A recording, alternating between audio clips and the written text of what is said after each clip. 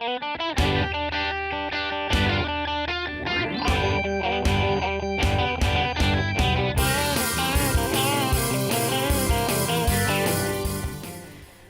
everybody, welcome to another episode of Motor Mouth, where we're gonna dive into something here that's on display at the Boyertown Museum of Historic Vehicles, where we display over 80, I believe. Really? Okay. I think so. Cars, trucks, motorcycles, bicycles, carriages, right here in our awesome former Boyertown Auto Body Works plant. And we're not by a Boyertown Auto Body Works truck today. No, we aren't. But we're by some other examples of Pennsylvania vehicles. So, Dano, what are we talking about today? We are talking about tires, which don't have anything to do really with these cars. They were just... But it's important. Important, yeah. So the cars we are looking at is a Dial made in Reading, the yellow car here. And this gray car here is Touraine made in Philadelphia. So there's the connection, the local connection. Very different cars. But we're going to be talking about tires, all right? Now, way back in tiredom, okay, you know, cars just had smooth tread on their tires. And you look at some of our stuff, I always think of our Duriers over there, because they don't have any, it's just this round, looks like a balloon. Yeah. Like one of those balloon animals. Exactly. But it's a just circle. twisted it around the rim and you're good to go. They have no traction. Nothing, no traction at all. And I guess that goes back from the horse-drawn years where, you know, you didn't have it. But they thought, okay, we'll go a little higher speeds and the roads are different and such. So they came up with different ideas. They would have covers on the tires, and we used to have something on display. It was like a leather cover that went over top the tire all the way around, and had little like rivets on it. Yeah, like almost. the nail heads all over it. Okay, almost. and that's what they would have. I see a lot of advertisements for them. They also came up with an idea of like little buttons on the rubber tread, okay? So you have your regular tread, and there's like little raised round buttons. Bailey buttons. Bailey buttons. And that was the name of it, but they actually, I guess, patented it, and there was different companies advertised Bailey button tires on the thing. We have some of those around here. Yep, we got some, okay? So we had that, but in 1908, in September, okay, the Firestone Non-Skid tread was born, all right? And it was called the newest, from their advertising, the newest and most practical non-skid tire, meets the necessary requirements better than any other on the market. That same advertisement also said the letters of the words form more angles and points of contact than any other non-skid tread. The spaces in and between the letters cause just the right amount of suction to grip the slippery road and prevent side slipping, yeah. Okay, thus the name prevents the slip, okay? Now, you can see we have a Firestone non-skid tire here, okay? That wasn't like the first one, okay? But you can see how it has a lot of sharp points and edges and so on and so forth. That's what it's talking about there. In 1909, 40% of Firestone tires that were sold were Firestone non-skids. That's like, well, it was 40%, okay. The next year was 60% of the tires. So Firestone was selling other styles of tires besides the non-skids here. And the reason of that, and that's why I wanted this car in here too, is they said, and I have a quote here somewhere, oh great, where did it go? Put a pair on your rear wheels now, and after you've run them a couple thousand miles, change them to your front wheels or keep them for summer use as round treads. So you would get a brand new pair of Firestone non-skids, you put them in the back because that's where your traction was needed. And you'd have rib tires like this in the front. Well, when these would start wearing out, a couple thousand, so they weren't good for tens of thousands like you see today. You switch them to the front, you get another pair of brand new non-skids for the back. So that's why I said this wasn't quite right. Yeah, so really these should be a lot more worn. Either worn or the ones have in the something back. this style Or- here. yeah. Okay. And you know, we have the Model T there, and then the next car. So we got 3 cars right in a row, and so that's why I kind of said that. Okay. Not that we're doing anything wrong here. Okay. They're too nice. Yes, they're too nice. So 1913, okay, and before 1913, it said Firestone Non-Skid on it. So you look at this, it just says non-skid, non-skid, non-skid. Well, prior to that, it was Firestone, and you'll see that in this first advertisement. So in the second advertisement, you'll see now it's just non-skid. That came out in 1913. The tread even said Firestone too. Yes, yes. Oh. Here, you can look at Exhibit A right here. No, ours don't do that. Oh, that No. is neat. Okay? Which, you know, if you're driving through the mud, you're going to see these letters. They're going to be backwards, but you can still read them. And I'm thinking, what a way of advertising your tire. Now, I looked into, there was other companies that had different designs in their tread, and you could see that really easy. And, you know, when they go in the mud or stuff. Yeah. But nothing was as clever as the No. Firestone non-skid. No, it wouldn't be. In 1917, you'll see this in the following advertisement, they went to a double F tread. Letter F for Firestone, right? Okay? So you'll see that with, it looks like a Scandinavian lady, but The I don't mystery know. remains. The mystery remains. Little Miss Firestone there. Okay? Now here's something. We have cars in here that have white tires, Yes. pointing down to a Dorier there, which is 1901. Is that Yeah, what that is? a 102, something like we that. have a Pullman from 1908. It has gray tires, and I think everything else in here has black tires. Okay, so I knew somewhat about the going from white to black, but there's a book out there. It might not be the most interesting thing, but it's the Firestone story. It was written in the early 50s. And so I'm quoting a paragraph from there and kind of explains what was going on. It says, a further improvement, and this is 1917, okay? A further improvement that lengthened tire life came in the composition of the tread. Zinc oxide, for long a filling ingredient of rubber compounds, afforded increased resistance to abrasion. In large quantities, it resulted in white treads, which had a certain vogue.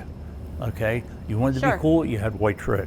Okay, mixed with lamp black, which is actually just black soot from a lamp.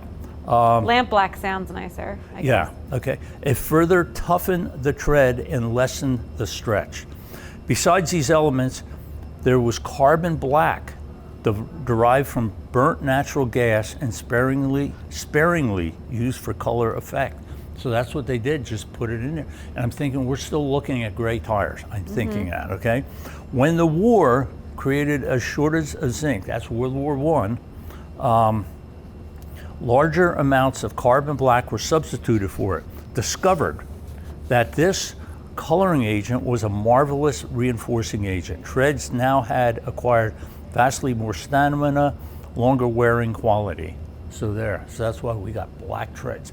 Now, I don't know what's in today's tires. I don't think that, you know, lamp black, I don't think they're Doubtful.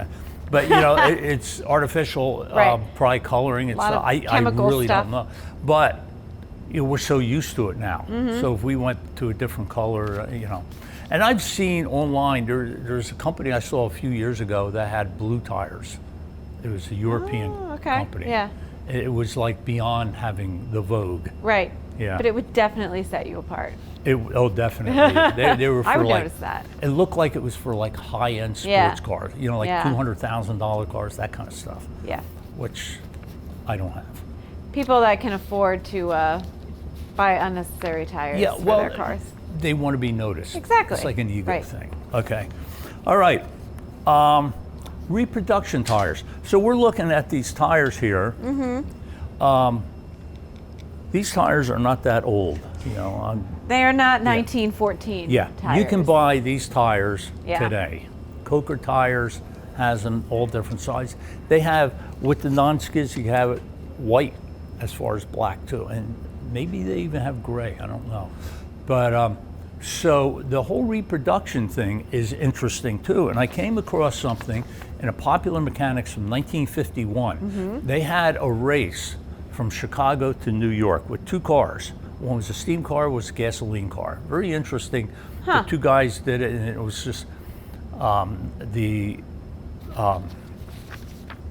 director, I guess you call, Chicago's Museum of Science and Industry created this, and they had two of the guys who worked on the vehicles at the museum, and he created this race, and they went through. And apparently, I'm thinking Firestone developed these tires for this race. Now, I read also that somewhere in there was a car show in New York, and the car show wanted a car club to be involved. And it says only if we can get tires that fit our vintage thing. And this was the tire that they requested, was with the non-skid. Now, there's better tread patterns even from back then that they could have used, but these are like really cool. So that's what they went through. Yeah. So That's what I would want. anyway, so that's what they had. They had this race. It was over 1,000 miles long. It took, several days to do it, and celebrating Popular Mechanics' 50th anniversary, the magazine. So, okay. Anyway, where does that leave us? That leaves us to other Firestone stuff, and that's the way I have it. Okay. 1930, there were sneakers. You're looking at an advertisement for that. Oh, they're nice Firestone sneakers that you could get. And they had the Troopers, the Firestone Troopers, and with a large red toe bumper. So the front nose of the sneaker was red. Firestone is red. That's their company color, I guess. And then you also had the Firestone tire tread, spelled Tiretred, with the genuine Firestone non-skid tread. And I'm wondering if it's has that. Wouldn't it be cool if every And time you stepped it just said non-skid? Of course, as soon as I read that, I went on Google and searched that. I'm thinking eBay, eBay, whatever. somebody has some. Didn't. Well, I don't know. They also made the official Girl Scout rubber-soled athletic shoe, which was white with green trim, which is Girl the Scout colors. Yeah, and I thought that was look at pretty that. neat. Okay, 1942, Firestone was making Victory tires. Actually, I think most tire companies are doing that. It was tires made with reclaimed tires. So they would get the old ones, they chop them up, and they would make them. And it was still tough to get tires if you could get them, but I guess for essential use back then. And they were only limited to 35 miles an hour. Firestone also during World War II were making gliders, troop-carrying invasion gliders. Oh. Yeah, made over 600 of them down in Willow Grove, Pennsylvania. Okay. Outside of Philly. They had a plant right there. Yeah. Also experimental autogyros, which was a helicopter, pre-helicopter. Okay. We maybe remember Firestone had a plant in Pottstown. They were making tires and plastics.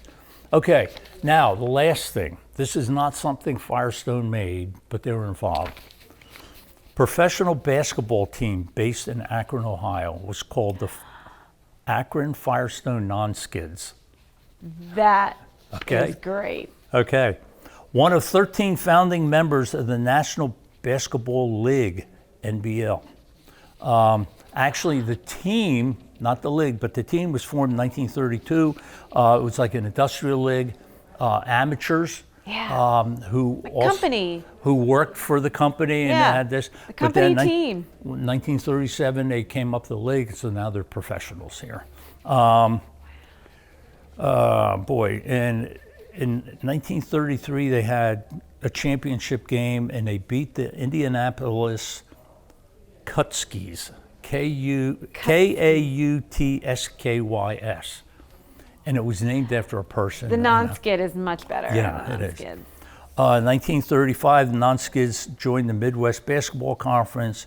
1937, Firestone, General Electric, Goodyear created the National Basketball League. Okay, it's 1937. 1939, 1940, Non-Skids were the champions. Defeated the Oshkosh All-Stars. That's boring too. Oshkosh All-Stars. Oshkosh by goshes would be better. Okay.